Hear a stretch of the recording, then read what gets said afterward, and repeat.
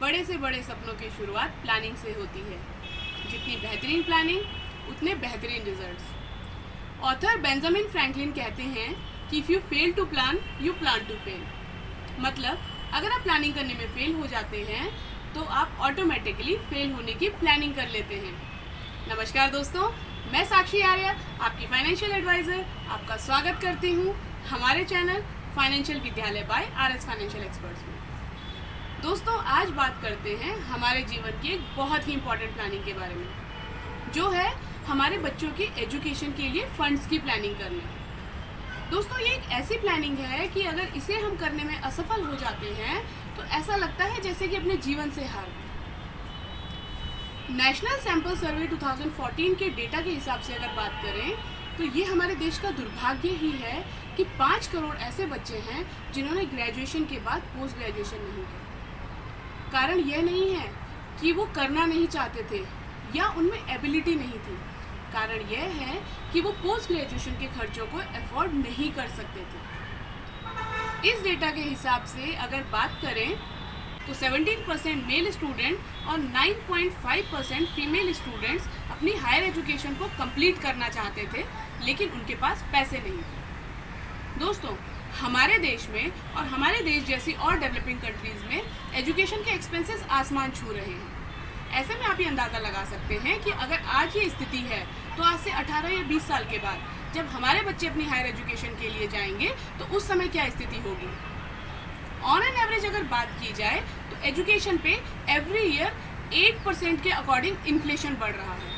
लेकिन अगर हम कम से कम भी एक्सपेक्ट करते हुए चलते हैं और सोचते हैं कि हर साल एक एवरेज में 6% की ब्याज दर से इन्फ्लेशन बढ़ेगा, तो जो हायर एजुकेशन आज कंप्लीट करवाने के लिए हमें 20 लाख रुपयों की ज़रूरत पड़ती है, आज से 18 साल बाद वही सिंपल सी हायर एजुकेशन कंप्लीट करवाने के लिए हमें 57,86,000 रुपयों की ज़रूरत पड़ेगी। तो ऐसे में चाइल्ड एजुकेशन के लिए फंड्स की प्लानिंग करना एक बहुत ही इम्पॉर्टेंट मैटर है, लेकिन बहुत से घरों में इस बारे में डिस्कशन ही नहीं होता।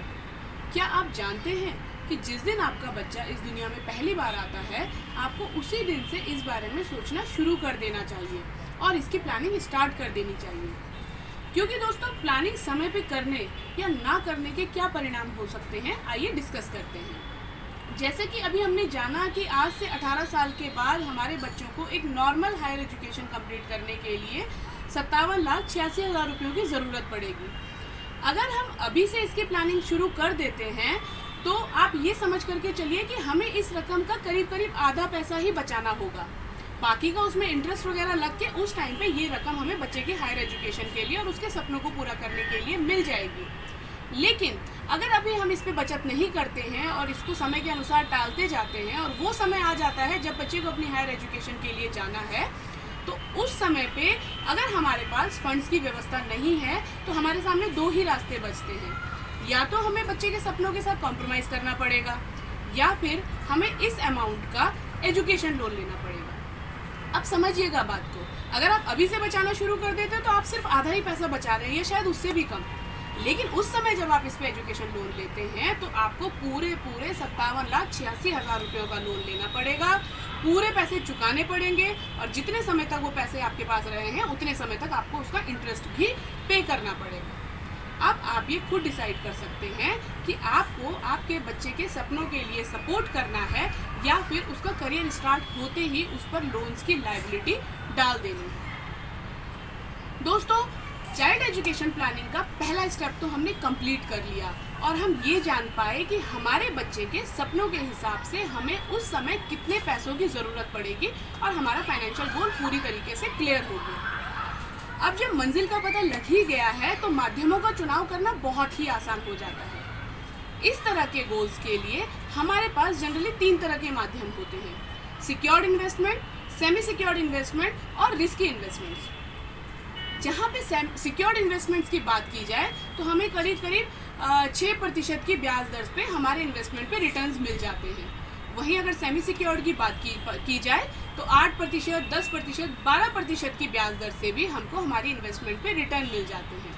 और अगर रिस्की इन्वेस्टमेंट्स की बात की जाए तो वहाँ पे हमें 15%, 20%, यहाँ के 25% या उससे ज़्यादा के रिटर्न्स भी हमें आते हैं, लेकिन वहाँ पे इस बात की कोई गारंटी नहीं होती कि ये रिटर्न्स हमें मिलेंगे। कई बार तो ऐसा भी होता है कि जो सेविंग्स हमने खुद की करी है वो भी कम हो जाती हैं या ख़त्म हो जाती हैं।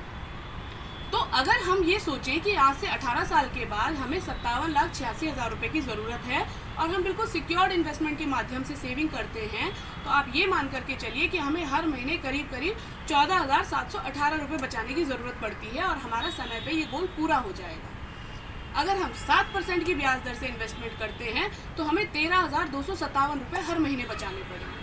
अगर हम 8% की ब्याज दर पे इन्वेस्टमेंट करते हैं तो हमें 11,921 रुपये हर महीने बचाने पड़ेंगे और अगर हम 10% की ब्याज दर पे इन्वेस्टमेंट करते हैं तो हमें 9,612 रुपये हर महीने बचाने की ज़रूरत पड़ेगी। लेकिन आगे बढ़ने से पहले दोस्तों यहाँ पे मैं आपको एक बात ज़रूर बताना चाहूँगी, जब भी हम इस तरह के गोल्स के लिए प्लानिंग करते हैं जहाँ पे हमें उस टाइम फंड्स की ज़रूरत पड़नी ही पड़नी है, तो वहाँ पे रिस्की इन्वेस्टमेंट्स ना करें। आप ज़रूरत के अनुसार सिक्योर्ड और सेमी सिक्योर्ड इन्वेस्टमेंट्स को कंबाइन कर सकते हैं। लेकिन अगर किसी कारणवश आपने रिस्की इन्वेस्टमेंट्स का चुनाव कर ही लिया है तो एक और बात मैं आपको यहाँ पे बताना चाहूँगी कि जिस टाइम पे हमें बच्चे की हायर एजुकेशन के लिए फंड्स की ज़रूरत है और आपने रिस्की इन्वेस्टमेंट्स का चुनाव किया है तो उस समय से 1 या 2 साल पहले अपने सारे फंड्स को विड्रॉ कर लें और किसी भी सिक्योर सेविंग में सेव कर लें, क्योंकि अगर उस टाइम पे किसी भी कारणवश मार्केट क्रैश होता है तो आपको नुकसान नहीं होगा और बच्चे की हायर एजुकेशन के टाइम पे आपको वो प्रॉपर फंड समय पर मिल पाएगा। दोस्तों उम्मीद करती हूँ कि आज इस वीडियो के माध्यम से आपको आपकी चाइल्ड की एजुकेशन प्लानिंग करने का तो एक प्रॉपर रूट मैप मिल गया होगा। इस वीडियो को ज़्यादा से ज़्यादा लाइक करें, शेयर करें और अगर आप चैनल पर नए हैं तो चैनल को सब्सक्राइब जरूर कर लें और नोटिफिकेशन बेल को ज़रूर दबा दें, जिससे कि इस तरह के इन्फॉर्मेटिव वीडियोस आप तक समय पर पहुंच सकें। अगली वीडियो में मैं कुछ चाइल्ड प्लान के ऑप्शंस आपके पास लेकर के आऊँगी। Till then goodbye, take care, Jai Hind.